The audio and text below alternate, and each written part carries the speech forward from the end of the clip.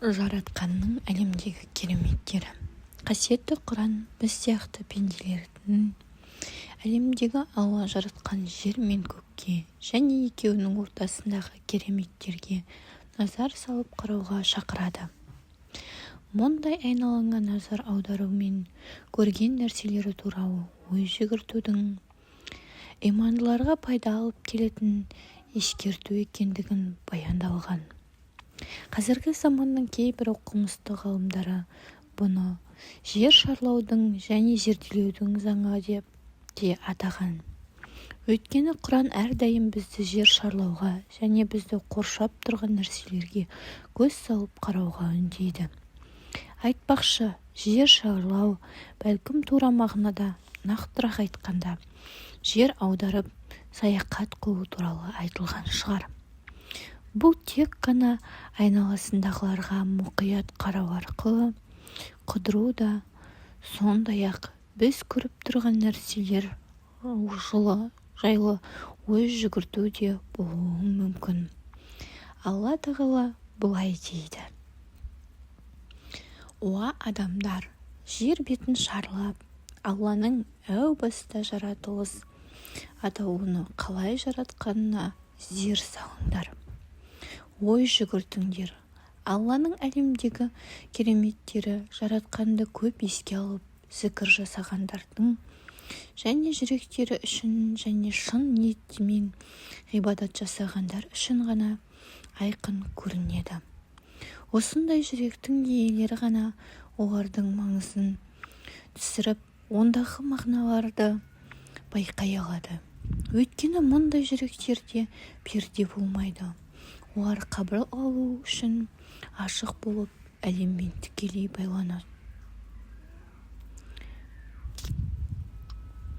байланысады. Және бұл байланыс адамдарға әлемді ашық кітап сияқты оқуға мүмкіншілік ұсынады. Бұл болса оның жүрегінде өшпес із қалдырып, оған өмірдің жақсырақ түсінуге жәрдем береді. Пенде бұл әлемнен жаратушының бар екенін және оның күш-қуатының шексіздігіне дәлел болатын көптеген аяттарды көре алады.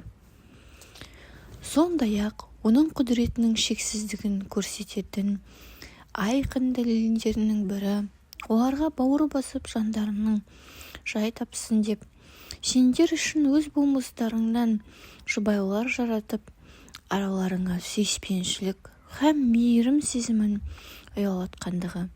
Міне осының өзінде ақылға салып ойлайтын қауым үшін ап-айқын дәлелдер мен талай ғибрат бар.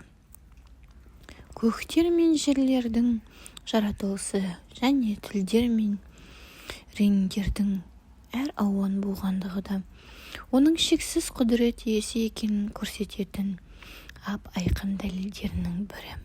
Әрине осында да жаратылыстың қыр-сырын білетіндер үшін айқын белгілер мен талай ғибрат бар. Түнгі және күндізгі ұйқылардың әрі оның кеңшілігінен ризық несібеңді табудың да оның шексіз құдірет иесі екенін көрсететін айқын дәлелдердің бірі. Міне осының өзінде ақиқатқа құлақ асатын жандар үшін айқын белгілер мен талай ғибрат бар. Оның айқын дәлелдерінің бірі парасы да мыналар: олар сендерге һәм үрей салу һәм жауыннан үміттендіру үшін көктен найзағай ойнатады. Сондай-ақ олар көктен жауын жаудырып, сол арқылы өлі жерді қайтадан тірілтеді. Міне осында ақылға салып ойланатын жандар үшін айқын белгілер мен талай ғибрат бар. Біздің қоршаған әлем қайсы тілде болса да, қандай тәсілмен болса да оқуға болатын ақиқаттың ашық кітабы. Ол лашықты тұрған қарапайым кісі мен биік қабатты үйлерде не хан сарайларында тұрған мәдениетті білімді адамда оқи алады. Әркім бұл кітапты өзінің түсінігіне және қабілетіне қарай оқып, ақиқатты танып білуге әрекет жасаса, әркім оған ақиқаттың бөлігін табады. Міне, бұлар Аллаға бар ықыласымен бет алған әрбір құлының көкірек көзін ашу һәм ақыл ойымен жүрегін ғибрат алуға бағыттау үшін. Бұл кітап әрдайым ашық. Кім Алла жаратқан нәрселерге көңіл қойып қарайтын болса, ұлылық пен кемшіліксіз жаратылғанын басқа еш нәрсе көре алмайды. Ол жаралған нәрселерден ешбір қате таба алмайды. Сондай-ақ ол 7 қат көкті бірінің үстіне бірін келтіріп, асқан шеберлікпен жымдастырып, сондай үйлесімді етіп жаратты. Рахманның жаратуында ешқандай ақау, жүйесіздік көре алмайсың. Көз тігіп қарашы, қандай да бір ақау көре аласың ба? Содан соң тағы да қайта-қайта көз жібер. Ақырында жанарын Алланың шексіз құдіретін алдында қор болған әрі оның жаратқанның еш ақау болады алмай ұнжырғасы түсіп талған күйде кері қайтады.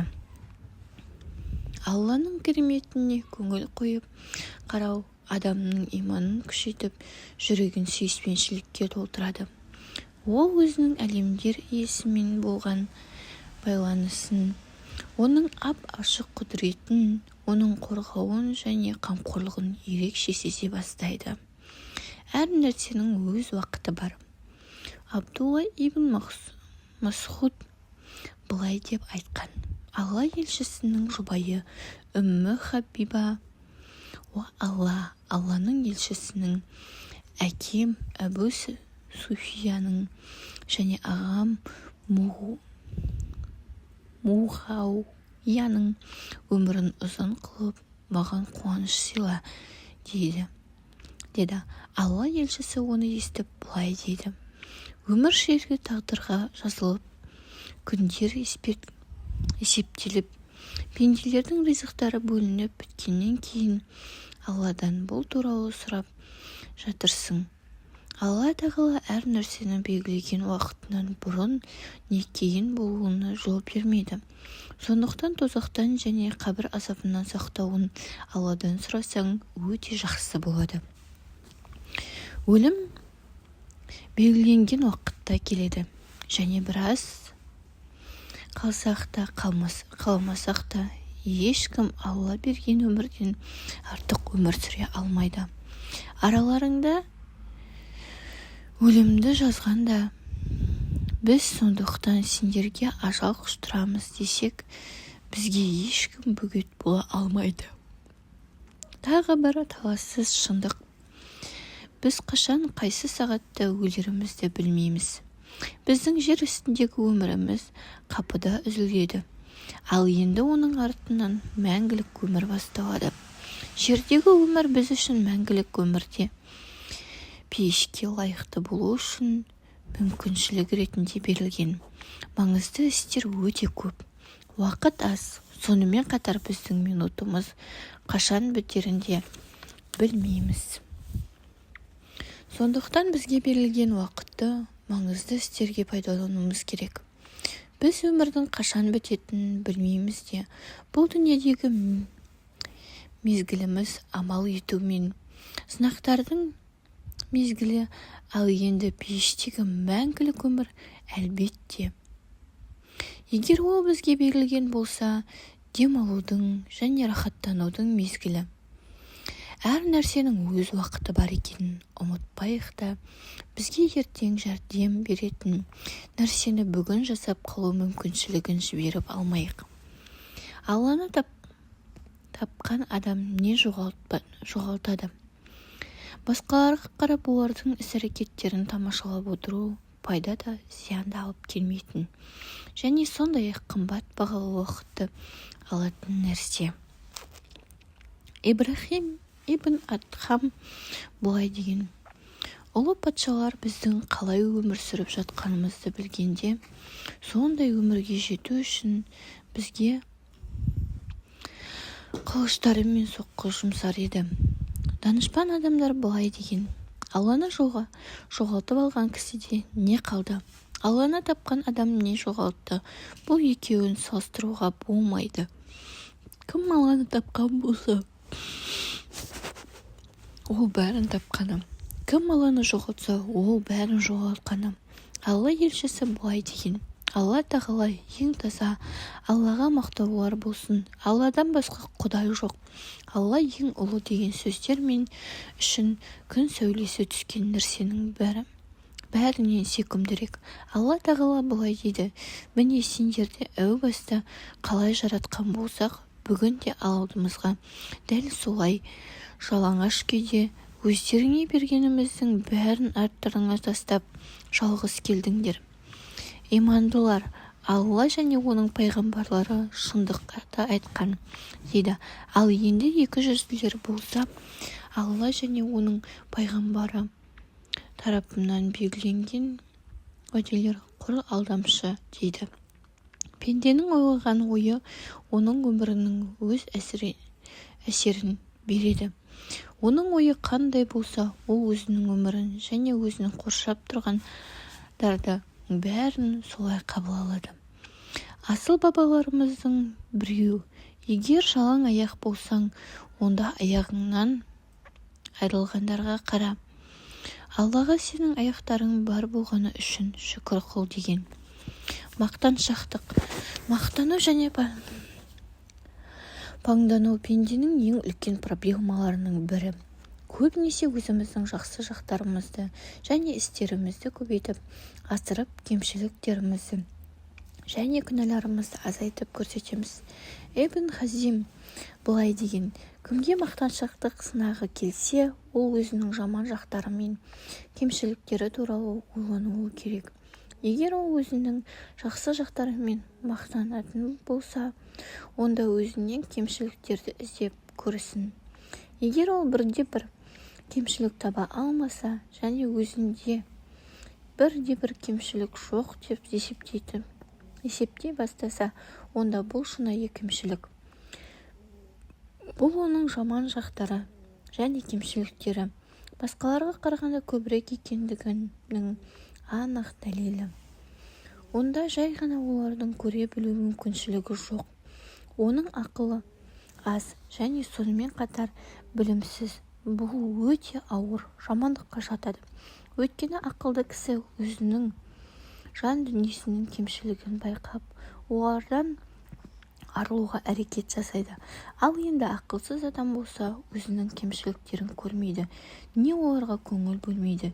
Егер ой жүгіртулерің өзіңе зор қуаныш алып келсе, онда кемшіліктерің және қателіктерің туралы ойлан, және оларды еске алып қал. Ақиқатқа сәйкес келмеген әрбір ой пікіріңді, әрбір іске аспай қалған үміттеріңді басқа біреу дұрыс болып, сенікі қате болған сәттеріңді еске ал. Егер сен өзіңнің ілімің, біліміңмен мақтанатын болсаң, онда бұл ілімдер сенің лайықтылығыңнан емес, Алла тағаланың саған сыйлаған тартуы екенін біл. Сен бұл жақсылықтар үшін ол жек көрген нәрселермен жауап бермеуің керек.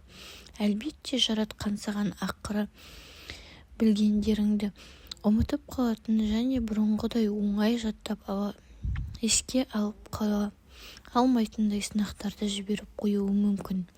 Егер діндес бауырыңның сені мақтағаны үшін өзіңнен өзің мақтансынып болсаң, онда сені дұшпандарың қалай жамандап жатқанын туралы ойлан. Сонда өзіңе өзің тамсануды, мақтануды азаяды. Егер сенің дұшпандарың жоқ болатын болса, онда сенде жақсылық жоқ. Дұшпаны жоқ кісіден де еш нәрсе жоқ адам болмайды. Бұл деген онда басқалардың қатарын Алланың жақсылығы жоқ дегенді білдіреді. Алла онда бізді сақтасын. Егер сенің кемшіліктерің саған ұсақ түйек нәрсе болып көрінсе, онда олар туралы ел білсін. Не былай болады деп ойлаған. Сен ұятқа қалып өзіңнің жаман жақтарын көріп жатқаныңды елестет. Харис әл-Мухасиби да былай деген: егер сендер Алланың ұлылығы мен құдіретін сезсеңдер, онда сендер өздеріңнің жасаған істерің туралы айтуды ұялатын едіңдер. Егер сендер Алланы қаншама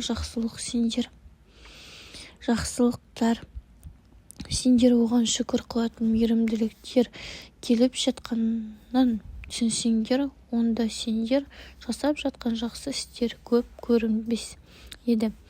Өйткені сендердің жасаған істерің толық емес, әрі кемшіліксіз де емес. Аллаға өзіңнің істерін қолқа сасап жатқан кісі қайтып ол істерге қарай алмақ.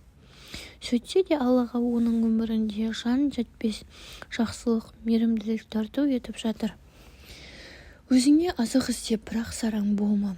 Алла тағала жер жүзіндегілердің барлығына керек болса, құрт-құмырсқаларға да ризық береді. Жер жаһанда ризығы Алладан келмейтін бірде-бір қыбырлаған тіршілік иесі жоқ. Ол барша жануарларға және құстарға ризық береді. Алла елшісі былай деген: егер сендер Аллаға шын жүректен тәуекел еткен болсаңдар, өздеріңнің ризықтарыңды таңертең аш қарын ұшып шығып, кешке қарны тойып қайтқан шымшық сияқты алар едіңдер. Теңіз түбіндегі балықтарға да Алла тағала ризық беріп тұрады. Ал өзі еш нәрсеге мұқтаж емес. Ол азықтандырады, оның ешкім азықтандырмайды. Адам баласы құрт-құмырсқадан, шымшықтан не балықтан жақсырақ. Сондықтан оның ешқандай уайымдайтын негізі жоқ. Алладан жан дүниесі алыс болғаны үшін ғана кедейлікте өмір сүріп, мұқтаждыққа кіріптар болып қалған кісілердің көрмегені мен олар алғаш бай болып, молшылықта және жақсы тұрмыста өмір сүрген. Бірақ Аллаға мойынсынудан бас тартып, намаз оқымай, ауыр күнәлар жасағандықтан Алла тағала олардың денсаулығын, мол ризығын алып, кедейлік уайымын және қайғы-мұңмен сынаған. Ал кімде-кім мені еске алудан бас тартып, кітабымнан сырт айналса, оның дүниедегі тіршілігі таршылық пен қиындыққа толы болады. Әрі қиямет күні оны көрсоқыр етіп тірілтіп, махшарға да сол қараңғы соқыр күйінде кіргіземіз. Бұның себебі қандай да бір қауымның өз ішінде рухани тұрғыдан шыдап кері кетіп, өз-өзінен бүлініп, өзге іске ұшырамайынша Алла оларға нәсіп еткен нығметін әсте өзгертпек емес. Естеріңде болсын, бастарыңа келген әрбір бәле-жала өз қолдарыңмен істеген күнәларыңның кесірінен. Дегенмен олар күнәларының көбі бір жолға кешеді. Егер адамдар мен жындар Алланың тура жолымен еш ауытқымай жүргендерден, шүбәсіз оларға мол жауын жаудырып, ризық несібелерін молайтар еді.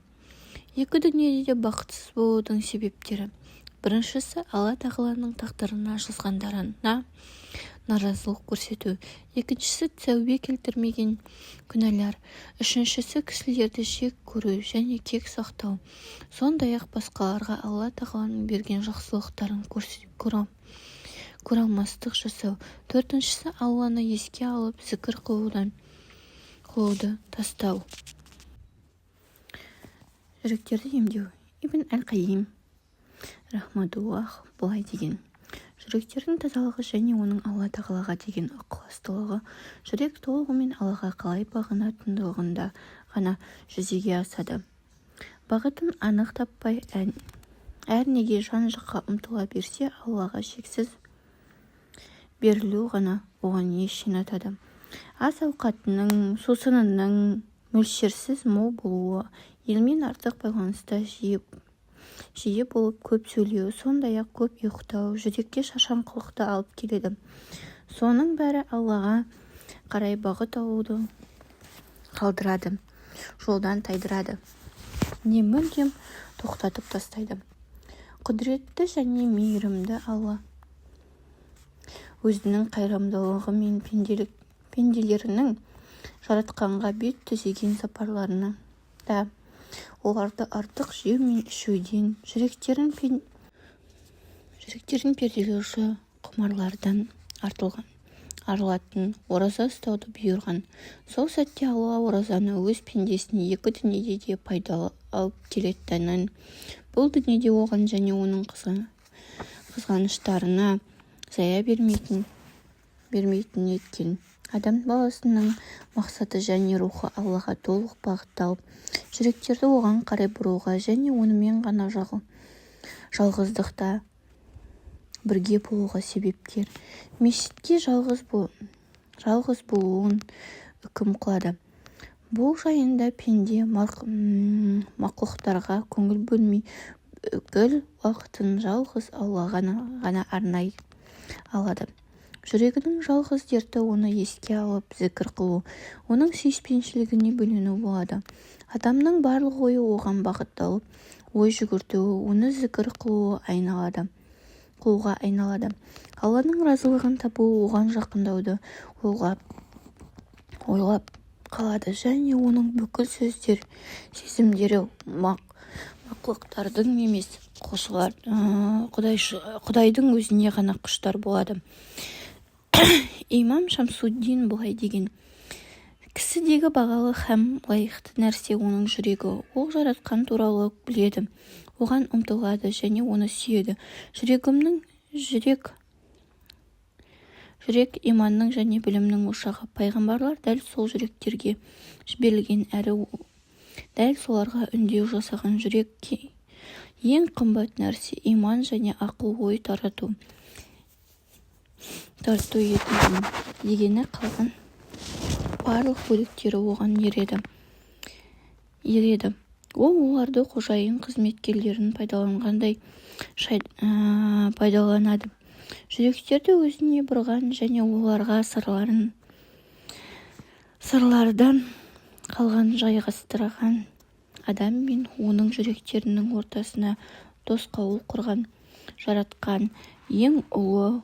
Ол адам жүрегі оған қалай мойынсұнғанын және оның дінін қайтіп сақтарын біледі. Ол жүректерді қалаған жаққа бұрады, өзіне жақындатады. Жақындардың жүрегін оған ешқандай қарымта да алғыс та күтпейміз. Сабыр еткені үшін оларға жаннаттағы нәсіп етеді. Кім сусылдаған жібек киімдер кигізеді. Досыңның кім екенін айтшы. Әрқайсымыз үшін бұл өмірде достар үлкен мәнге ие. Достар өмірімізге және өзімізге тікелей әсерін тигізеді. Сондықтан төрдегі басымызды есікке сүйремей, биікке шығуға және жәрдем беретін салихалы, Құдайдан қорқатын сенімді дос сұрау өте маңызды. Әрқайсымызға жақсы істерді жасауға жәрдем беретін, қателіктерден және күнә жасаудан қорғайтын, қиыншылық келген сәтте қолдау көрсететін, жанымызда тұратын, Алланың разылығы үшін сыйласатын, қолдан ұстап пейішке апаратын, жол арқылы жетелейтін достар керек. Иманды адамдар өзара ғимараттағы бір-бірін күшейтіп, демеп тұратын кірпіш сияқты. Алла елшісі былай деген: қиямет күні Алла тағала былай дейді.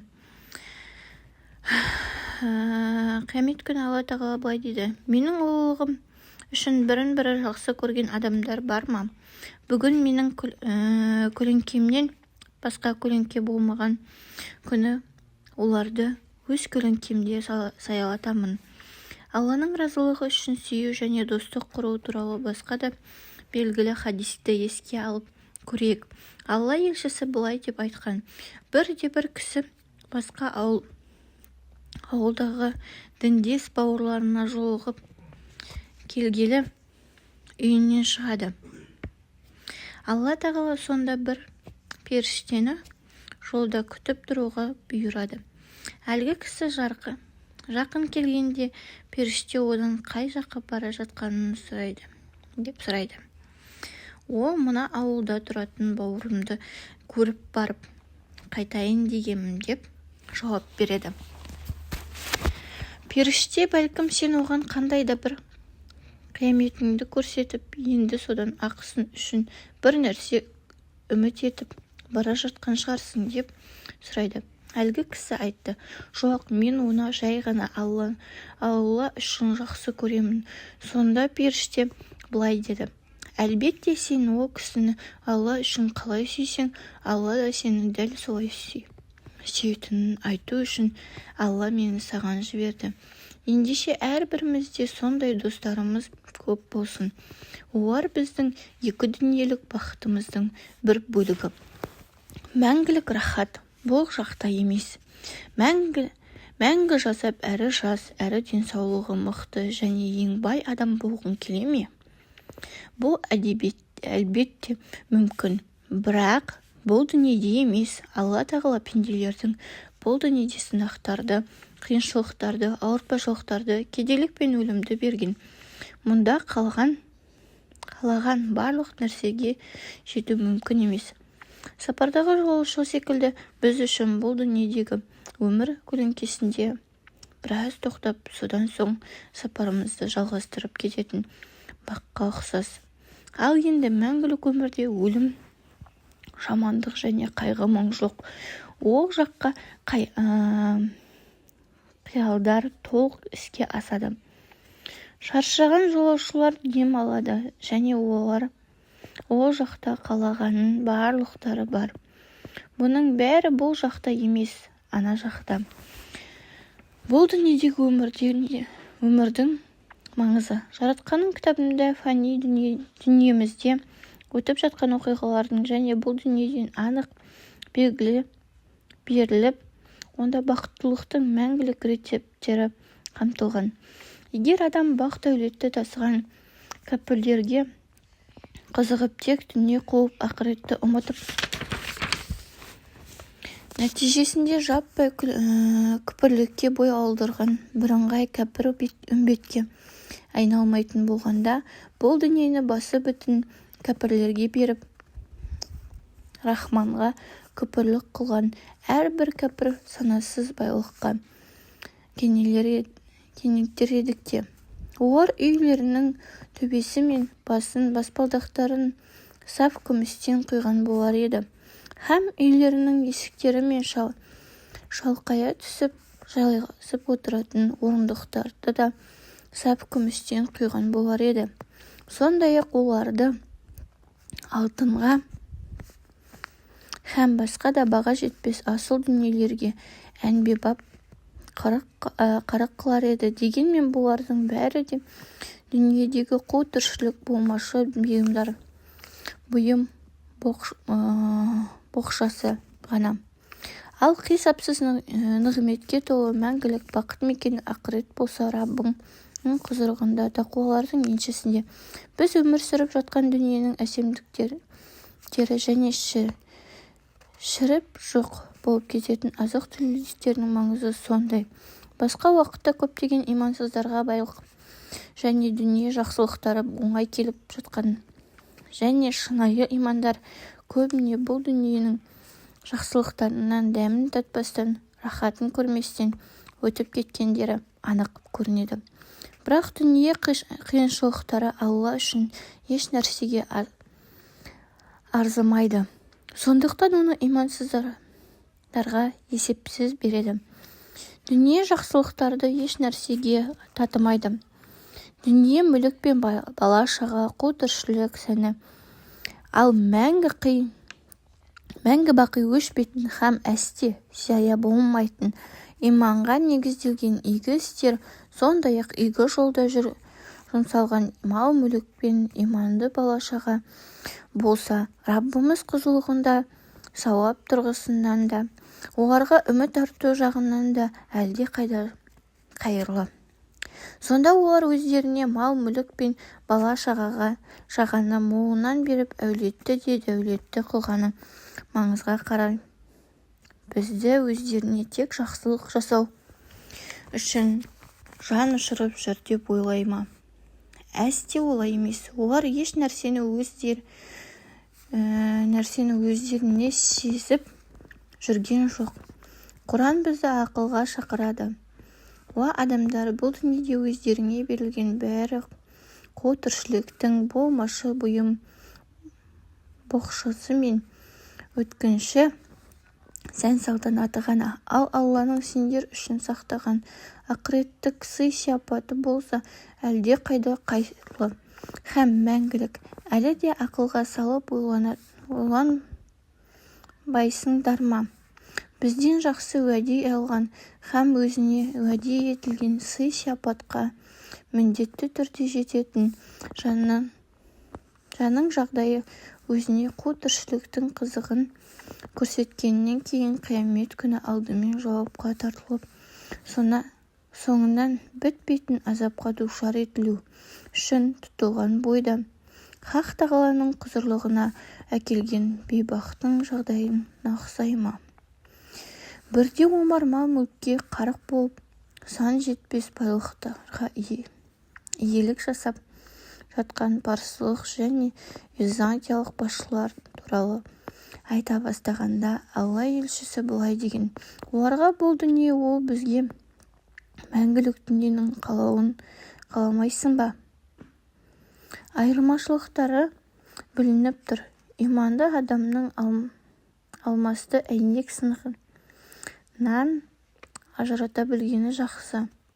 Кім-кім істеген игі істері арқылы осы дүние мен оның сән-салтанатының ғана қаласа, оларға дүниеде істеген игі істерінің қарымын толық қайтарамыз. Бұл дүниеде олардың еншісі келмейді. Алайда ақыретте оларға тозақ отынан басқа еш нәрсе бұйырмайды. Олар тозақтың жалған дүниеде істеген бүкіл істері, тіпті жақсылықтарына дейін дүниеде қалып ақыретте тұрғысынан зая кетті. Істеген барлық істері түкке тұрғысыз болып қалады. Бақыттың кілті. Егер сен Алланың жақсы танып, оның мадақтасаң, оған сенсаң және оған тәуекел етсең, жаманшылықта қарашы үйдің ішіндегі ескі ошақтың алдында да бақытты, қанағатшыл және тыныштықта боласың. Керісінше, керемет әдемі хан сарайында өмір сүрсең де, өзің қалаған нәрселердің бәрі қолыңда болса да бақытқа ие бола алмайсың. Біраз өткінші рахаттан кейін сені мәңгілік бақытсыздық күтіп тұрады. Мәңгілік қайғының жанында салыстырмалы түрде көзді ашып жұмғандай қысқа қуаныш не болмақ? Өйткені бұл бәрі сенде бақыттың кілті жоқтығынан. Міне сондай байлықсыз, бақытсыз шіріген байлардың бірі болғың. Бейбақ Қарынбай туралы Құран кәрімде баяндалған. Біз оған кілттерінің өзін күш бойына сыймайтындай бір топ адам әзер таситын байлыққа толы қазыналар нәсіп еттік. Бақыт ақшада емес. Келіңдер, Алла елшісінің сахабаларының уақытынан үңіліп көрейік. Олардың көпшілігі қарапайым, тар баспаналарда өмір сүрді.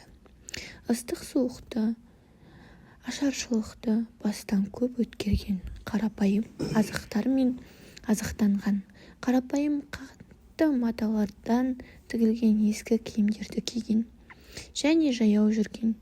Өйткені мінуге ат түгілі есек алуға да мүмкіншіліктері жоқ еді.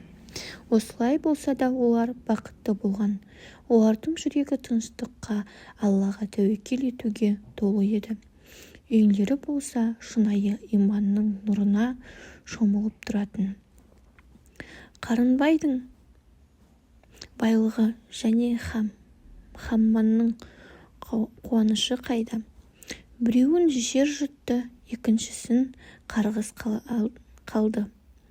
Біліп қойыңдар, дүниенің тіршілігі ойын-күлкі, сауық-сайран, сән-салтанат және өзара мақтан, яғни мансап, атақ-абырой, мал-мүлік, бала-шаға һәм кескін-келбетпен мақтану ғана. Сондай-ақ көбірек дүние жию және үрім-бұтаққа көбейту жолындағы бәсеке ғана.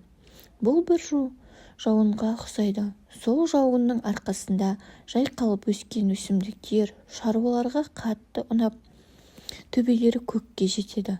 Алайда артынша әлгі өсімдіктердің сарғайып, солып қалғанын көресің. Һәм содан кейін қу сабан мен қиқымға айналады. Міне, дүниенің қу тіршілігі деген осы. Ал ақыретке келсек, онда я ауыр азап болады, яки Алланың тосын сыйы сияпаттарға толы кешірімі мен шексіз ризалығы болады. Я дүниенің тіршілігі алдамшы, әрі өткінші, қызықтан басқа ештеңе де емес. Біләл Салман әл-Фариси және Аммар ибн Ясирлердің қолдарында ешқандай мал-мүлкі жоқ болғанымен, олар өте бақытты еді. Олардың байлығы, олардың иманы және жаратқанға тәуекел болған. Міне, олар сондай ізгі жандар. Біз олардың істеген игі істерін қабыл алып, қарымтасын ең игі істеріне қарай қайтарамыз һәм күнә қателіктерін толық кешеміз. Сөйтіп оларды жәннаттықтардың қатарына қосамыз. Міне, бұл оларға бұрын-соңды берілген хақ уәде. Алла жәрдем береді. Көбінесе басымызға қиыншылық келсе, қайғыға батып, сабырсыздық танытамыз. Алла тағала сол жолмен бізді өзінің ризығына жеткізіп, пейішке кіруге жәрдем беріп жатқанын ойланбаймыз. Алла тағала пенделеріне сынақтарды жіберген соң, құтылу үмітін басқа біреуге байланыстырған тоқтатқанға шейін сынақтан шығармайды. Адам өзіне жаратқанның басқа ешкім жәрдем бере алмайтынын, одан басқа ешкім қиыншылықтардан құтылмайтынын, одан басқа ешкім оған жеңілдік алып келе алмайтынын түсінген кезде ғана оны құтқарады. Сондай жолмен Алла бізге өзінен басқа ешкімнен үміт етпеу керектігін еске алады. Егер біз сабырлылық қылып, Алланың тағдырына разы екенімізді көрсете алсақ, ол бізге жомарттық, мол сауаптарды береді. Және сол сауаптар бізге пейішке кіруге жәрдем береді. Пенде мен туралы қандай ойда болса, сондаймын. Алла тағала құдси хадисте былай дейді: пенде мен туралы қандай ойда болса, сондай мәміле жасаймын. Енді мен туралы қалағанынша ойлай берсін. Иманды кісі жаратқанның әрбір нәрсесін жақсы қылатынына, екі дүниеде бақытты ететініне сенеді. Бұл сенім әлбетте пенденің құр қиялынан келіп шықпастан бекем иман, асыл әдеп, талмас еңбек және қажымас қайратты арқылы адамзат үшін жасаған жақсы істерімен қатар жүріп отырады. Жаратқанның мейірімділігіне, кешіріміне сену, оның ризалығы алып пейішке кіруді үміт ету пендеге жаратқан берген өмір сынақтарына сабырлылық жасауына жәрдем береді. Өзіңді танып біл. Сен дене мүшеңді ғана адам емессің. Сенің бар болуың келбет сұлулығыңа немесе оның жоқтығына байланысты емес. Мал-мүлкіңнің болып болмауының да қатысы жоқ. Ішіп жегендеріңнің және кигендеріңнің, тұрған үйіңнің, не мініп жүрген машинаңның, мансап билігіңнің, елдегі дәрежеңнің де маңызды емес. Сен деген өз иманың, қабілетің мен талантың, жақсы істерің мен игіліктерің тура сенімің мен жомарттығың, жаратқанға жақсы ғибадаттар мен ақ ниетіңе және елге келтірген пайдаларың. Міне солар сенің адамдығыңды құрайды. өзіңді жетілдір. Алла тағала әрқайсымызға әрқандай қабілет таланттарды сыйлаған және әрқайсымызға белгілі жақсылықтарды ұйғарған. Сонымен бірге ол бізге берген нәрселерін жетілдіріп, көбейтуге мүмкіншілік те берген. Алла тағала адамзатқа оқып үйрену қабілетін берген. Егер адам қалап тиесілі әрекеттерін жасаса, оқу жазуды ғана үйреніп қоймай, түрлі салада кеңірек білім ала алады. Ол көптеген нәрселерді үйрене алады. Не үшін бізге берілген сол қабілетті жақсы қолдануға болмасын? Алла тағала кісіге денсаулықпен бірге оны күшейтіп жақсы әрекет ету мүмкіншілігін қоса берген. Денсаулығы нашар кісі де спорттық жаттығуларды жасап, диета ұстап, таза ауада болып, денсаулығын шыңдай алады. Алла тағала адамға күш-қуат берген. Сонымен қатар адам спортпен шұғылданып, не еңбек етумен одан сайын күш-қуатын арттыра алады. Мұндай жолмен толған күш-қуат денсаулығы өмірде пайдасын көп тигізуі мүмкін. Барлығымыз ауыр азаптарды қиналмай көтеретін керек болса жуан темірлерді қамырдай илейтін балуандарды көргенбіз. Олар да біз сияқты шарана болып туылған, бірақ талмас еңбек пен жаттығу және дайындық арқылы жаратқан тарапынан өздеріне берілген күштерін және қабілеттерін еселеп көбейте білген. Алла тағала бізге мал-мүлік берген. Біз оны күнделікті тұрмыста қолданып қана қоймай, игілікті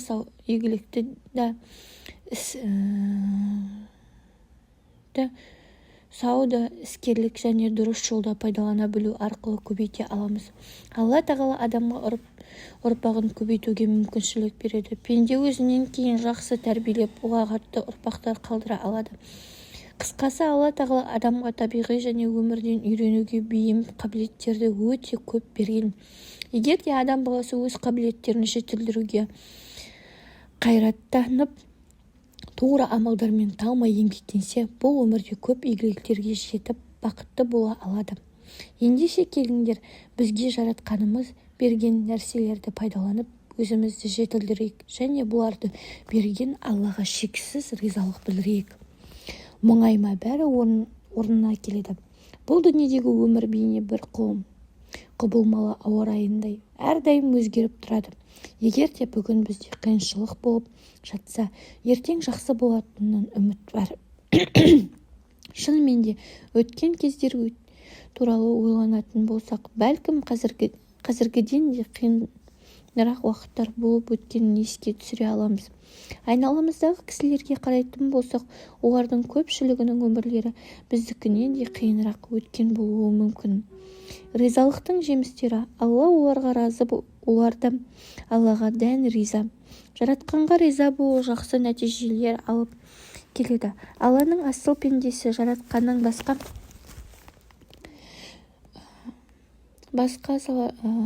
салғандарына жақсы да жақпаса да заңдарға толық бас иеді.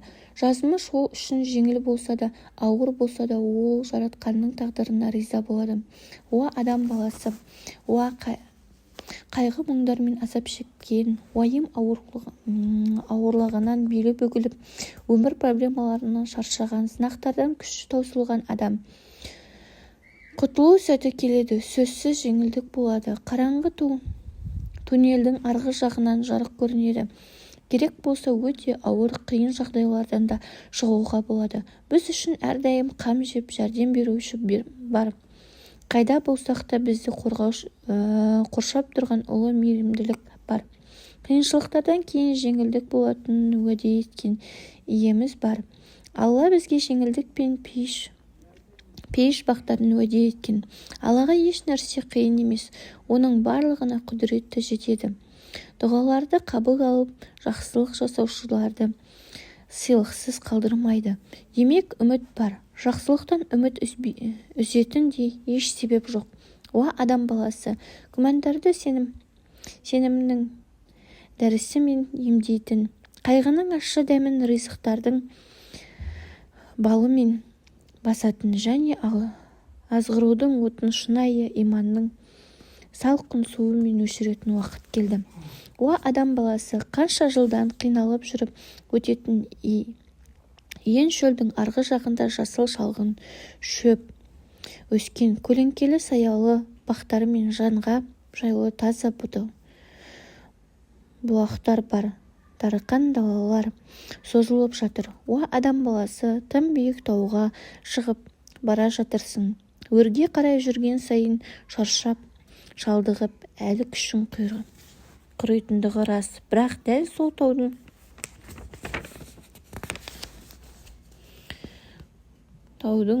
тауға түсірілген болса, оның жаратқанның алдында қайтып кідірілдеп тұрғанын көретін едің. Соған қарамай қорқып тітіргене жүректі, жылаған көздерді оразаны пайдаланып келетіндей етіп ұстап, түнгі намазын оқыған адамды табу қиын. Жүректерде тақуалық жоқ, олар өлік үйлеріне ұқсас күнәлар үсті-үстіне жиналып қалғандықтан олар көре алмайды, ести де алмайды. Бізге Құран қанша оқылып жатыр, жүректеріміз болса тастан да қатты болып қалған. Бізге Рамазан артынан Рамазан келіп жатыр, ал біз болсақ бақытсыз күнәһар күйімізде жүре береміз. Алланың хабаршысы естіп, сол сәтте оның шақыруына жауап берген, оның аяттарын оқығанда жүректеріне қорқыныш ұялайтын және Аллаға бар болмысымен берілген жандарға жете алар ма екенбіз? Келіңдер, Рамазан айын пайдалы өткізейік, өйткені бұл сауап жинаудың, жаратқанның алдына тұратын күні қайғыға батпас үшін жоқ дегенде күнәлардың бір бөлігінен арылуға мүмкіншілік беретін уақыт. Егер біз екі дүниеде де бақытты болғымыз келсе, Алла тағала берген барлық мүмкіндіктерді қолдан шығармауымыз керек. Тақуаларға құлақ сал. Хасан әл-Басри Омар ибн Абдул-Азизге былай деп хат жазыпты: бұл дүние мәңгілік емес, уақытша. Әлбетте адам бұл жерге күнә жасағаны үшін түсірілген. Мүминдер басшысы, бұл дүниеден сақ бол, өйткені оны тастау, шынайы байлық жинау, дүниеге кедейлік, шынайы байлық сол. Бұл дүние арқылы дәрежесін көтерген адам қор болады. Онымен шұғылданған кісі бәрінен құр қалады. Бұл дүние адам өлім әкелгенін білмей ішіп алған қосылған су сияқты. Бұл алдымен алдамшы шайдан сақ бол. Дүниеге тиесілі және дүние үшін жасалған нәрселердің бәрінен сақ бол. Бұл дүниеде қуаныш пен қайғы қатар жүретінін, рақат пен қауіп-қатер қабаттасып келетінін баршамызға мәлім. Алла тағала бізге бұл жалған дүние туралы шындықты ашып айтпаса да, оны мысалдармен, баяндармен түсіндірмесе де, құдағыны оятып немқұрайлыны есіне келтіру үшін бұл да жеткілікті еді. Соған қарамастан Алладан бізге дүние азғыруды жөнінде және тура жолға бағыттаушы ескертулер ашық келмеді ме? Пайғамбарымыз бұл қазыналарының кілті ұсынылғанда Алланың алдына шіркейдің қанатындай да қадірі жоқ болған. Сол қызыл-жасыл дүниенің ауадан бас тартады ма? Жаратқан ұнатпаған нәрсені жақсы көрмек емес. Әлемдердің иесі төмен қылған нәрсені жоғары қылмақ емес. Алла тақуа құлдарын азғырудың бетін жауып, өз дұшпандарын азғыруға душар қылу үшін оларға ашып қалдырған. Бұл дүние өмірдегі игіліктерге ие болып алданып қалған кісі бұл оған жасалған сый деп ойлай ма? алла тағала әзіреті Мұхаммедке қандай мәміле жасағанын, ол аштықтан қарнына тас байлап алуға мәжбүр болғанын немқұрайды адам ұмытып та қалады. Аллаға ант берем, бұл дүниеден көп жақсылықтар берілсе де, бұның бәрі Алладан келген сынақ екенін түсінбеген кісі ең ақылсыз кісі. Ибн әл-Қайим күнәнің және Аллаға қарсы істің мәнісі туралы былай деген: Алла өз пендесіне жақсы қаласа, оған жасаған ғибадаттары мен жақсы істерін ұмыттырып, олардан тілінен және жүрегінен алып тастайды. Егер де ол пенде күнә істеп жасап қойса, Алла пендесінің жасаған күнәлары туралы танымсыз оянтып қояды. Ол әрдайым көз алдында тұрғандай болып сезіледі. Отырса, қайда барса да жасаған күнәсі уайымға салады. Бұл Алланың оған деген мейірімі. Бізден бұрынғылардан бір тақуа кісі былай деген: кейде пенде күнә жасап, соның артынан пейішке кіріп, кейде жақсы іс жасап, соның артынан тозаққа түсіп қалуы мүмкін. Одан қайтып осылай болды деп сұрағанда, ол былай деп жауап берген: күнә қылса, күнәсі туралы оның мазасын алады. Ол күнәсі туралы ойлаған сайын жылап, өкініп, Алладан кешірім сұрайды. Оған мойынсұнады, оған бүкіл ынтасымен ұмтылады және оған толық бас иеді. Бұл Алланың оның кешіруіне себеп болады. Ал енді пенде жақсы іс жасаған кезде әрдайым ол ісі туралы ойланады. Одан кейін Алла тағала осы жасаған ісі үшін қолқа сала бастайды және басқаларға мақтанғысы келіп, керек болса жаратқанға да тәкаппарлық қыла бастайды. Ол өзін елден ерекше сезіне бастайды да, не үшін басқалар оны атақ-даңққа бөлеп сый-құрмет көрсетпегеніне таңғалады. Оның өзі алдауы күшейіп, ақырында тәкаппарлығы оның тозаққа сүйреп кетеді. Сауабыңды көбейт. Мұсылман адам не амал қылуы керектігін анық білсе, жақсы істердің сауабын қаншама есеге көбейте алады. Көптеген кісілердің бұрын білмейтіні қызық. Мысалы, тұрмыста ақшалай кірісті көбейтіп, пайда табатын жаңа амал пайда болса, оларды жанталасып үйреніп, мұқият орындаған және балаларына да үйреткен кісілер сөзсіз табылатын еді.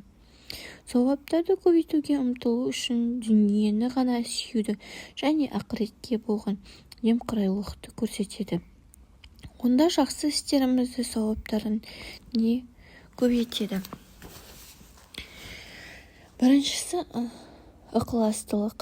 Ықыластылық қаншалық терең болса, жақсы істің сауабы сонша көп болады. Мысалы, қажылығын Алланың разылығы үшін ғана жасаған кісіге қажылық үшін ғана емес, қосымша сауда-саттық үшін ниеттеніп барған кісіге қарағанда көп сауап жазылады. Екіншісі, жақсы істерді жасауға ұмтылу. Жақсы істерді жасауға қаншалық күшті болса және жүректе қаншалықты шын ықылас бар болса, соншалық үлкен сауап күтіп тұрады. Барынша ден қойып беріліп, намазды ғана ойлап бас иген және Құдайдан қорқа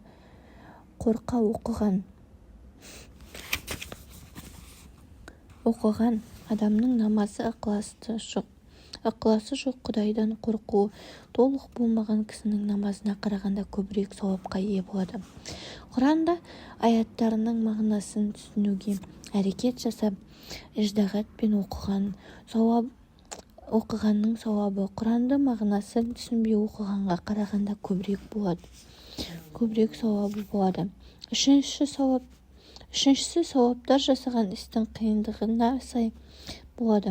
Сондықтан Рамазан айында көп ұйықтаған ұйықтаған, ісі жеңіл кондиционері бар үйде не ыңғайлы офисте жұмыс істегеннің сауабына қарағанда ауыр жұмыс жасап жүріп ораза ұстаған кісінің сауабы көбірек болады. Үлкен кісінің ұстаған оразасының сауабынан баланың ұстаған оразасының сауабы көбірек болады. Өйткені оған ораза ұстау қиынырақ болуы мүмкін. Көбірек сауап тапсам деп жасанды түрде қиыншылықтарды өзі ойлап тапқан адамдікі әлбетте бұл шартқа сай келмейді. Өйткені Алла елшісі бұлай жасауға тыйым салған. Мысалы, пайғамбарымыз қатты ысып тұрған ыстық жайда бір жерге отырмауға және күннен қорғанбауға ант ішкен. Бір кісіге апаттан қашып көлеңкеге келіп отырудан бұйырған. Қажылыққа жаяу баруға ант берген кісіге көлік мініп баруды үкім қылған. Төртіншісі, моральдық қиыншылық. 100 теңгесі ғана болған кісі оның 10 теңгесі садақаға берсе, яғни өзіндегі нәрсенің оннан бір бөлігін қайырымдылыққа жұмсаған болса, оның 1000 теңгесі бар кісінің 10 теңгесін садақаға бергеніне қарағанда көбірек сауап алады. Әлбетте мұнда да ықылас пен ниет басты мәселе. Ел іші жамандыққа толған жұрт арасында жүріп Аллаға ұнайтын жақсы істерді жасаған кісі сол істі тақуалы жақсы адамдар бар жұрт арасында орындамаған кісіге қарағанда көбірек сауапқа ие болады. Бесіншісі, жақсы істердің түрі де маңызы да. Мысалы, сүннетке қарағанда парыз ғибадаттар үшін көбірек сауап беріледі. Ал енді сүннет намаздар үшін берілетін сауаптар нәпіл намаздарға қарағанда көбірек болады. Бұл күн қажылық пен оразаға да тиесілі. Әлбетте уақытқа және адамның ниетіне қарай кейде жағдай өзгеруі де мүмкін. Мысалы, қайсы бір уақыттағы түнгі нәпіл намазының сауабын орасан зор болуы мүмкін. Жамағатпен оқылған намаздың сауабы жалғыз оқылған намазға қарағанда көбірек. Жақсы істер қайсы жерде орындалып жатқаны да маңызды. Мысалы, Мәдинадағы Алла елшісінің мешітінде оқылған намаз басқа мешіттерде оқылған намазға қарағанда 1000 есе сауабы артық.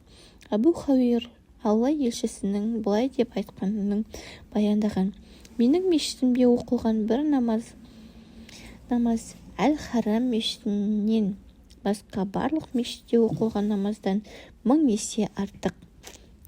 Абу Дарда Алла елшісі бұл сөздерін баяндайды: Әл-Харам мешітінде оқылған намаз басқа мешіттерде оқылғаннан 100 000 намазға, менің мешітімдегі 1000 намазға, ал енді Әл-Ақсадағы 500 намазға тең. Егер де біреуге Меккеге барсаң, қазіргі айлығыңа қарағанда 100 000 есе көп айлық беріледі деп айтылатын болса, және ол бір күнде қазіргі орнында өмір бойы істеп таба алмайтынды ол жерден таба алатын болса, мұндай мүмкіншілікті жіберіп алған кісі табыла ма? Егер біреуге намазды үйінде оқысаң, әрбір намазыңа 1 теңге, ал енді мешітте оқысаң, әрбір намазыңа 20 теңге беріледі деп айтылса, онда үйінде намаз оқыған кісі қала ма? Әлбетте, жақсы істердің орындалатын уақыты да маңызды. Алла тағала кейбір жерлерде ғана емес, кей уақыттарда да жасалған жақсы істер үшін де сауаптарын көбейтеді. Бұл жақсы істерді жасауда басқалардан озып кетуге таптырмас мүмкіншілік. Мысалы, қадір түнінде жасаған ғибадаттар 1000 ай бойы жасалған ғибадаттардан артық. Алла тағала былай деп айтқан: қадір түні не екенін білесің бе? Алла білдірмесе, қайдан білесің? Қадір түні 1000 айдан да артық. Жақсы істерді жасағанға көптеген сауап берілуінің негізгі себептері сондай. Әлбетте барлығында ықылас пен ниет ең басты нәрсе. Мүмкіншіліктерді жіберіп алмай, Алла бізді өзі сүйген және разы болған нәрселеріне жеткізсін. Айналаңа қара. Бақытты болғың келгендер үшін қарапайым ережелер. Саған қарағанда мүмкіншілігі көптерге емес, аздарға қара. Ауру болсаң, денсаулығы мықты адамдарға емес, денсаулығы сенен де нашар адамдарға қара. Ақсақ болсаң, мүлде баса алмайтын адамдарға қара. Аяғын баса алмайтын адамдарға қара. Көзің нашар көретіндігіне қиналсаң, онда соққырларға қара. Әкесіз не анасыз өскен болсаң, толық жетімдерге қара. Өзіңнің машинаң, көлігің көңілің толмаса, мүлде машинасы жоқтарға қара. Тар пәтерде өмір сүріп, хан сарайында үйі барларға емес, бас сұғар шатыры жоқтар туралы ойлан. Соншалықты бай емес болсаң, ашаршылыққа тап болған, қайыр сұрап жүргендерге қара. Әйел заты болып бойыңа бала біткен кезде не туудан қиналатын болсаң, жыр еткен шаранаға зар болып жүргендер туралы ойлан. Егер жұмысыңнан шаршайтын болсаң, сенікінен де ауыр жұмыс жасап жатқандар туралы ойлан. Өтіп кеткен жастығың туралы өкінетін болсаң, өзіңнен жасы үлкендерге қара. Көп нәрселерге жетпей қалдым деп ойлайтын болсаң, еш нәрсеге жетпегендерге қара. Айналаңа қара да ойланып көр. Сонда сен бұрын байқамай жүрген, саған Алла берген көп жақсылықтарды көресің. Алла тағала бергендерді бағалай білуді және сендегі бар нәрсе үшін шүкір етуді үйрен. Алла елшісі арпа ұннан жасалған наннан да тоя жей алмай бұл дүниеден өтіп кеткен. Ал енді біз қымбат ресторанға барып тамақтанған көршімізге соқтанып көз саламыз. Алла елшісі өзінің сауыт шапанын кепілдікке қойып бірнеше уыстан алған. Ал енді біз үйімізде тағы бір техника жоқ деп қайғырамыз. Айналадағылардың кемшілігіне көзіңді жұм. Алла тағала былай деген: Уа Мұхаммед, сен сонда да кешірімді бол, жақсылықты бұйыр, сауапты һәм пейілді, пайдалы істер істе. Ондай надандардан сырт айнал. Олардың қылықтары мен сөздерін көңіліңе алма. Наданмен надан болма. Достарың да не жақындарың кемшіліктердің болуы. Олардың алыстап не соған орай мәміле жасауға сылтау болмау керек. Әрбір кісінің кемшілігі болады. Адамның табиғаты сондай. Әрбіріміз кемшілікпен жаратылғанбыз. Өз кемшіліктеріміздің санын азайтуға, әрекет жасауға қолымыздан келеді. Кісінің анау-мынау кемшіліктерін көріп, соларға қадалып қалмаңдар. Одан гөрі оның жақсы жақтары туралы ойлаңдар. Бәлкім оның жақсы жағы көбірек екенін байқайсыңдар. Мүлдем доссыз, туғансыз қалғаннан гөрі біраз кемшіліктері болса да дос туғанның болғаны жақсы. Негізінен біз өзіміз де кемшіліксіз емеспіз. Содан соң қайтып өзіміз жасай алмаған нәрсені басқалардан талап етеміз. Өзгелерден нені күткің келеді? Өз кемшілігіңді салмақтап көріп пе ең? Ойлансаңшы, кешірген талай сені. Кешірмейсің, неге оларды жеріп сен? Басқаларды сынайсың кеп, ал өзің кемшіліксіз, мінсіз болып жүріп пең. Адамдар бір-бірінің қателіктерін кешіріп, реніштерінен әжептәуір ұмытқан кезде, кемшіліктеріне мүлдем көңіл бөлмей қалған кезде ғана өзара достық күшейіп, сый-құрметін сақтай алады. Егер кісілер бір-бірінен әрдайым болар-болмас нәрселер үшін не байқамай айтып қалған сөз үшін кінәлай берсе, достық пен сый-құрмет қалай сақталмақ? Бір данышпан айтқан екен, өзімізге өзіміз толық разы бола алмай жатсақ, содан соң қайтып басқаларға разы болмақпыз. Басқаның кемшілігін іздегенше оның жақсылықтарын ізде. Адамның жақсы жақтарын табу арқылы оған көбірек жақындаймыз да, оған деген сый-құрметіміз артады.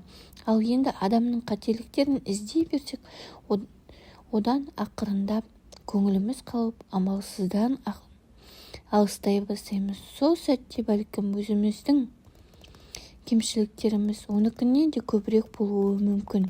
Егер біреу жазатайып дұрыс емес бір нәрсе жасап қоятын болса, біз оны жамандап сөз қылуға, ол жөнінде жаман ойлауға тырыспауымыз керек. Бәлкім ол ойдан жоқта не білместікпен қателік жасап қойған шығар. Әрбір кісінің өмірінде қате жіберіп алатын уақыттары болады. Бір данышпан айтқан, құр күмән, бұрыннан тақуалығы белгілі болған досыңмен мәмілеңді бұзбауы керек.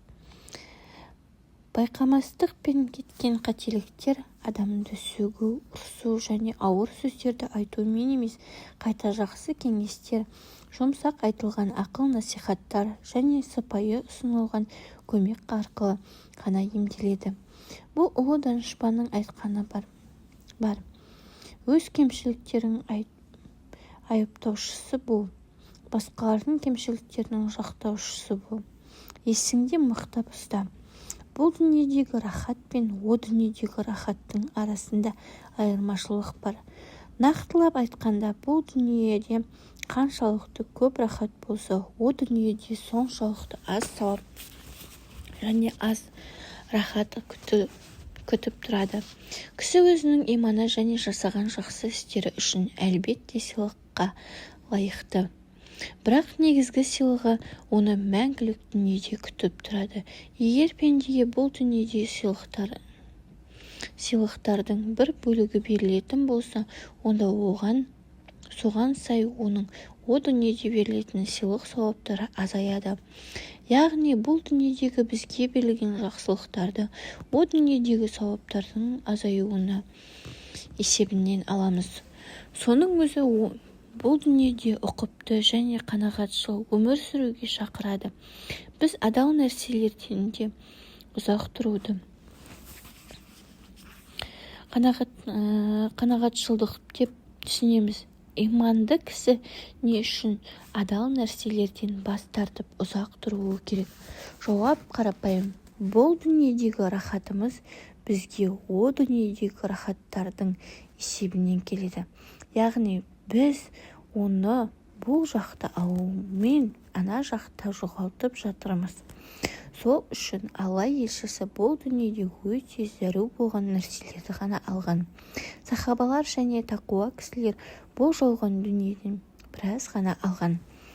Адал нәрселерден болса да артық пайдаланудан қашу, бұл дүниенің шырмауынан құтылып, Аллаға әлемдер иесіне өзін бағыштаудың жолы болып есептеледі.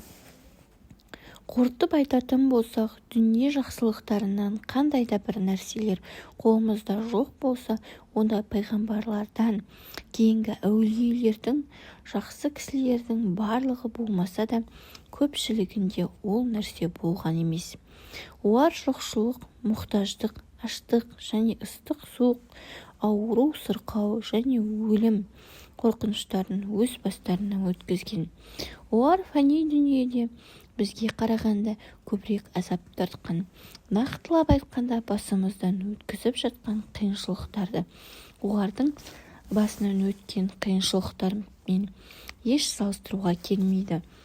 Егер де жақсылардың жақсылары солай өмір сүрген болса, онда біз неге шағымданып, неге қайғыға батамыз? Олар бұл туралы қайғырған емес. Онда не үшін біз қайғырып жатамыз? Қиялшылдық. Әрбіріміз қиялданамыз. Кейде кісінің қиялы іске асып аспас өте алыс кеңістіктерге шейін шарықтап кеткендіктен шынайы дүниеден алыстап зиян алып келеді. Құр қиял оның қымбат уақытын алған. Дұрыс ой жүргізуге кедергісін тигізіп, жетілу және жоғарылау жолында тосқауыл болып қалады. 1000 жылдап өмір сүргендей болып қиялданған кісі қазіргі айналасындағы болып жатқан оқиғаларды байқамай шындықтан қол үзіп қалады. Пайдасыз қиялдануға беріліп алып, Алла тағала оған қабілеттілік пен талант, мал-мүлік пен бос уақыт, денсаулық пен күш-қуат бергенін ұмытып қалады. Егер ол өзіне берілген жақсылықтарды дұрыс қолданатын болса, көп нәрселерге жете алмақ. Ақындардың бірі былай деп айтқан екен: тәтті қиял ойға балқып, жүрегім талпынамын, көпті қалап жүремін. Бүкіл қайғыдан арылғанысымын, ал бірақ бәрі бұрын құр қиял екенін білемін. Қайтсе дағы алыс жаққа көз салсам, қиялданам іске асам тілегім. Егер біз екі дүниеде де бақытты болғымыз келсе, онда құр қиялдарымыздың бізге тосқауыл болмауына көңіл бұрайық. Алла тағала былай дейді: кімде-кім тозақтан аулақ әкетіліп жұмаққа кірсе, зор жетістікке һәм мақсат мұратына жеткені біліп қойыңдар. Бұл дүниенің тіршілігі алдамшы, қызықтан жалған бұйым боқшадан басқа түк емес. Олардың өз жойына қалдыр. Ішсін, жесін, қу тіршіліктің қызығына батып жүре берсін. Һәм сағым, үміт олардың алдартқа тұрсын. Алдағы уақытта олар әлі ақ білетін болады. Бірде Алла елшісі 4 бұрышты сызық сызып, оның ортасы арқылы сыртқа қарай түсу сызық сызды. Содан соң ортасындағы сызыққа жеткізе бірнеше кішкене сызықтарды сызып тұрып былай деді: бұл адам баласы, оның қоршап тұрған сызық оның ажалы. 4 бұрыштың сыртына шығып кеткен сызық оның қиялдары. Ал енді бұл кішкентай сызықтар оған келген тағдырдың сынақтары. Егер ол біреуінен өтіп кетсе, екіншісіне ұшырайды. Одан өтіп кетсе, қайтадан біріншісі келеді. Әли ибн Абу Талиб былай деген: бұл дүние өтіп кетеді, мәңгілік дүние өте жақын жерде. Екеуінің өз балалары бар. Мәңгілік дүниенің балалары болыңдар, бұл дүниенің балаларынан болмаңдар. Өйткені бүгін амал бар, есеп жоқ, ал енді ертең есеп бар, амал жоқ болады. Ақын былай дейді: патша деп білмейміз ғой өлімді, сұрай қалса береміз ғой өмірді. Еске алып бүгін өткен біреуін айтарсың, ертең сүйегің жерге көміледі. Алға қойылған үлкен пландар, сан жетпес құр қиялдардан және таусылмас үміттер басқа уақытта ақырет өміріне немқұрайды болып, бұл дүниені беріле сүйгендіктің көрсеткіштері. Құр қиялшыл кісілер тәубе келтіруді әрдайым кейінге қалдырады да, өзінің Алла алдындағы міндеттеріне көңілсіз қарап, орындаса да жалқаулықпен орындайды. Олардың жүрегі қатып қалған. Алла тағала былай дейді: олар уақыт өте келе қолдарындағы иләһи кітапқа құрметпен қарауды қойғандықтан жүректері тас болып қатып қалған еді. Олардың дені хақ жолдан біржолата тайғандар еді. Бұл жерде түкке тұрмайтын құр қиялдар мен алдамшы үміттерге берілудің зияны жөнінде айтылып жатыр. Ал енді ақырет өмірде дайындалуға кедергі болмайтын қиялдану мен үміттер ешқашан айтылмайды. Өйткені үміт болмағанда ешкім еш нәрсе жасамас еді. Үмітсіз пенде бір нәрсе жасаудың пайдасын көрмейді. Сондықтан ол еш нәрсе жасамайды.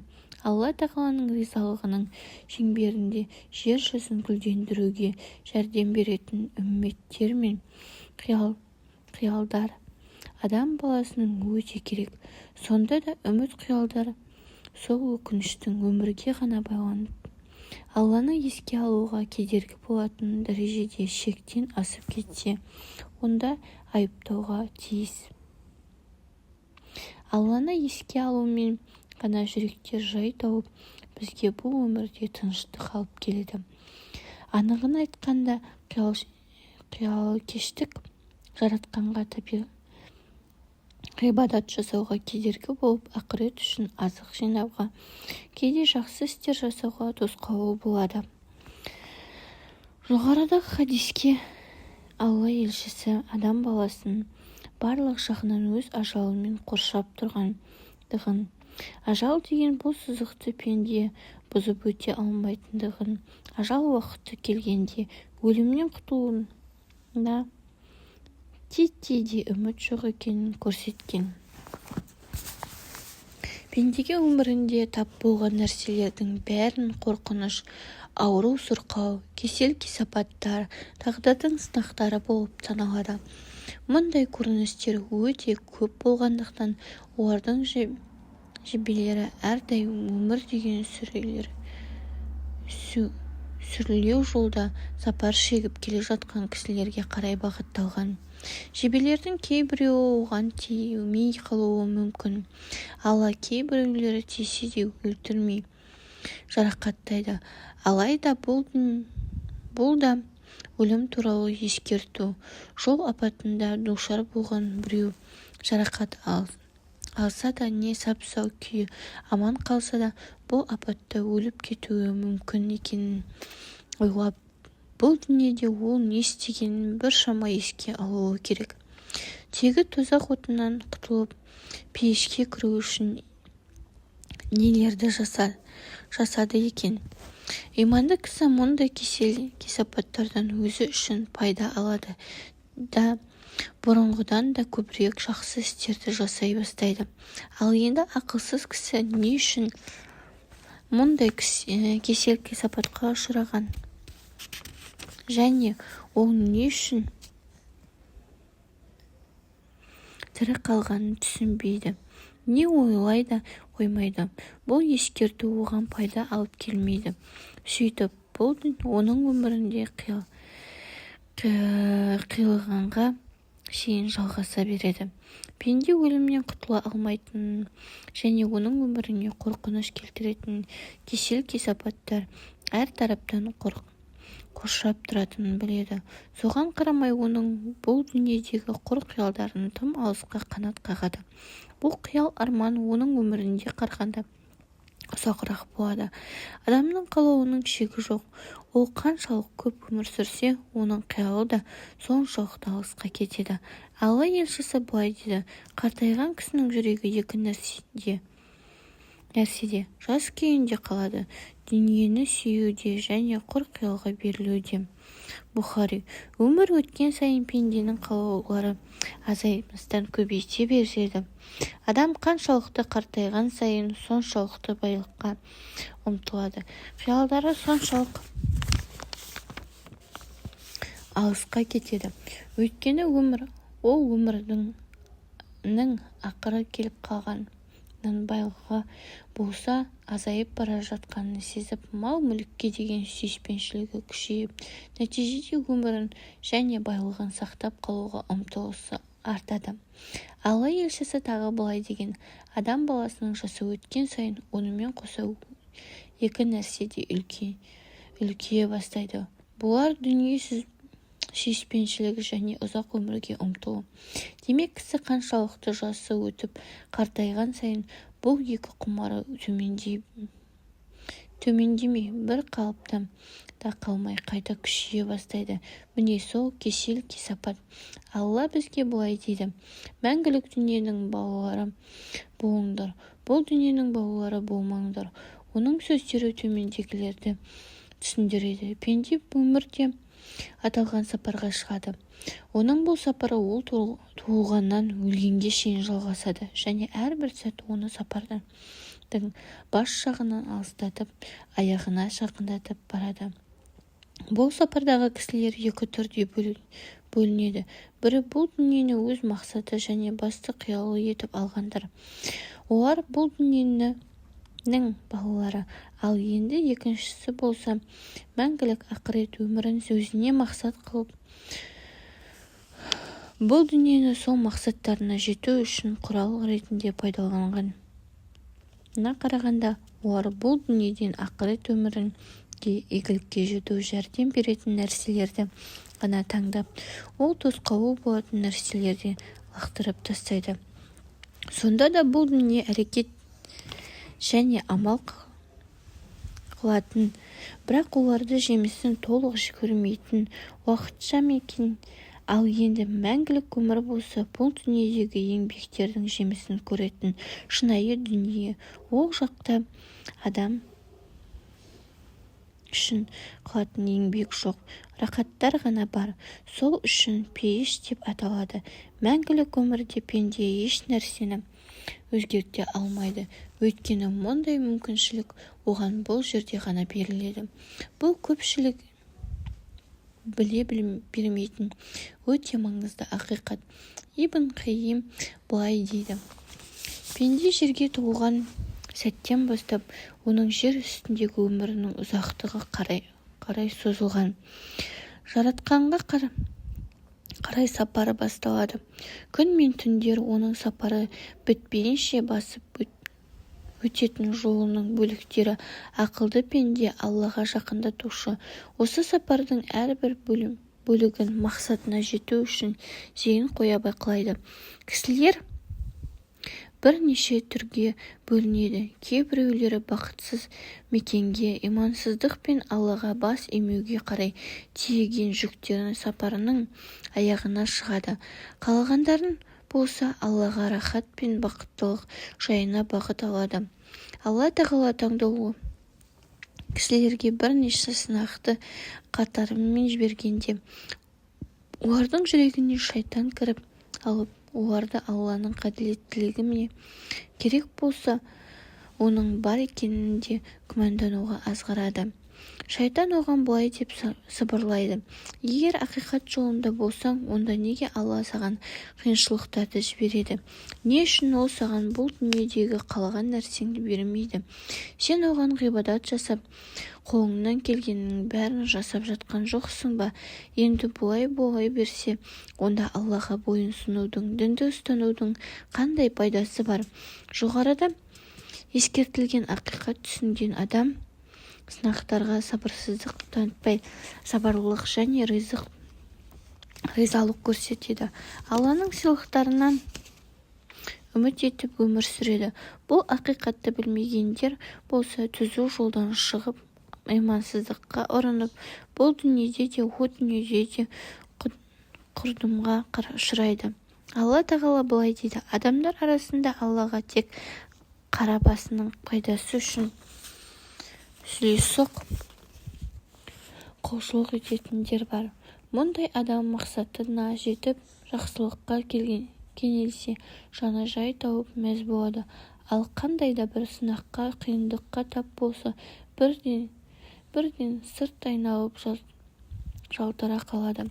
Сөйтіп дүниеде де, ақыретте де бар жақсылықтың қағылып, оңбай зиян шегеді. Міне, оңбай зиян шегуден деген осы. Құр қиялдарымыздың мүлдем іске аспайтындарын азайтып, көңіліміздің өзіміз өмір сүріп жатқан дүниеге бұрумен бақытты бола аламыз.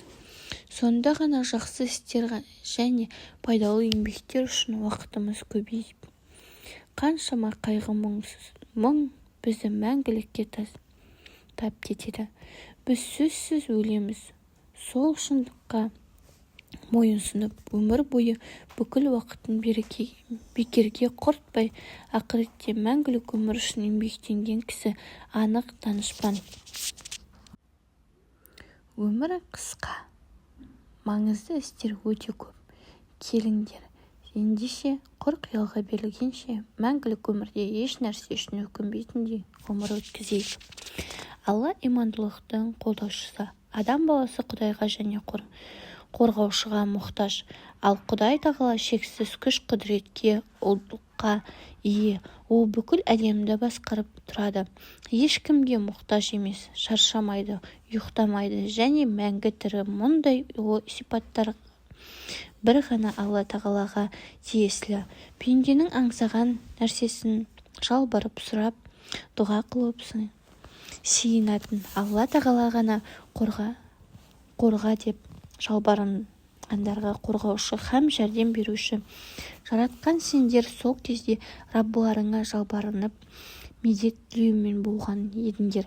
Сонда ол мен сендерді бірінен кейін бірі келетін мың жауынгер періштемен қолдап жебеймін деп дұғаларды қабыл етіп, қане, білетін болсаңдар айтыңдаршы, бір өзі бәріне қорған әрі қамқор болмаған барлық нәрсенің тізгінін қолында ұстаған кім? Раббыларының алдына барғанда оларға Алладан басқа қол ұшын беретін бірде-бір жанашыр, дос та арашалап алар шапағатшы да болмайды. Алладан басқасына сиынатындар тіпті Алладан басқаға сиынған нәрсенің жақсы көріп сиынудан қандай да бір деңгейде рахат алатын болса, бұл уланған азықтан ләззат алған сияқты іс. Яғни әлбетте пайдасынан зияны көп. Егер де жер мен көкте Алладан басқа да құдайлар болғанда, шүбәсіз ондағы тепе-теңдік пен жүйе бұзылып, астан-кестен шығар еді. Қаншама жалған құдайларға сиынғандар бар болса да, әрбір Аллаға ғана мұқтаж, жалғыз Алла ғана сиынуға лайықты. Bir Алла ғана сұранып дұға жасағандар дұға тілектері қабыл.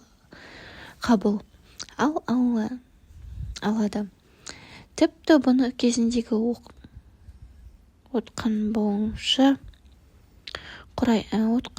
табынушы Құрайыштарды түсінген. Бірде Алла елшісі Имран ибн Хусейннің әкесі Хусейннен бұлай деп сұраған: «Уа Хусейн, сен қанша Құдайға сиынасың? Ол жердегі атауына және аспандағы біреу болып жетеуіне сиынамын» деді. Алла елшісі: «Егер сен бір бәлеге ұшырасаң, қай Құдайға жалбарынасың?» деп сұрады. Хусейн: «Аспандағыға» деді. Алла елшісі: «Ал енді сенің дүние мүлкіңе келсе, кесапат келсе, кімге жалбарынасың?» деп сұрады. Ол: «Аспандағыға» деді. Сонда Алла елшісі: «Онда неге дұғаларыңды жалғыз аспандағы қабыл алып жатқанына қарамай, оған серік қосып жатырсың?» деп сұрады. Алла тағала былай деп айтады: «Құдайлардың тек жалғыз Құдайы олай болса, оған ғана бас иіңдер. Уа Мұхаммед, Аллаға жан-тәніңмен бас иген шынайы пенделерді сүйіншілеп қуанта бер. Олар Алла аты ауызға алынғанда Раббыларына деген ерекше сый-құрметін әрі одан шын ниет иемденген жүректері діріл қағады. Олар бастарына қандай ауыртпашылық түссе де мойындамайтын, сабырлы һәм намазды кемеліне жеткізіп үзбей әрі уақытылы оқитын ізгі жандар. Сондай-ақ өздеріне ризық етіп берген мал-мүлік, күш-қуат, ақыл, парасат, білім нығметтеріміздің бір бөлігі мұқтаждарға міндетсінбей беріп, ізгілік жолына жұмсайды. Пенденің Аллаға мұқтаждығы оның ас-ауқатқа болған мұқтаждығындай адамдығы басты нәрсе. Оның жаны болғандықтан тамақсыз өмір сүре алмаса, тақуалықты да бақыттылықты да жалғыз Аллаға сенбестен таба алмайды. Бұл өмірде Алланы еске алуға кісінің жан дүниесі тыныштық алып келе алады. Міне солар иман келтірген әрбір Алланы еске алу арқылы жүректері жай табатын ізгі жандар. Ендеше біліп қойыңдар, жүректер Алланы еске алу арқылы ғана жай тауып, толыққан қанағаттанады. Олар иман келтіріп, көптеген игі істер атқарады. Олар қандай бақытты, ақырында баратын ең керемет мекен де соларға тән. Адамның жаны алға ұмтылады және онымен кездеседі. Өйткені жаратқанның жолы пейіш жолы екенін біледі.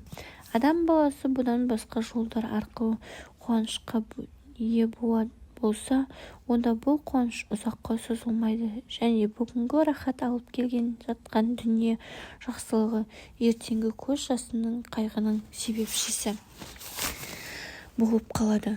Керек болса ауыр жоғалтуларға алып келуі де мүмкін. Алла елшісі шынайы қуаныштың, жақсылықтың, мейірімділіктің және кешірімнің бұлағы. Ол ешқашан жоғалып кетпейді. Біз оның жанымызда екенін, оның қорғауын, қолдауын және қамқорлығын әрдайым сезіп тұрамыз. Алла елшісі былай деген: Алланың ризалығын тапқысы келген кісіге адамдар наразы болса да, Алла разы болады және елді де оған разы қылады. Ал енді Алланың наразы қылу арқылы адамдардың ризалығына ұмтылған кісіге Алла наразы болады және елді де оған наразы қылып қояды.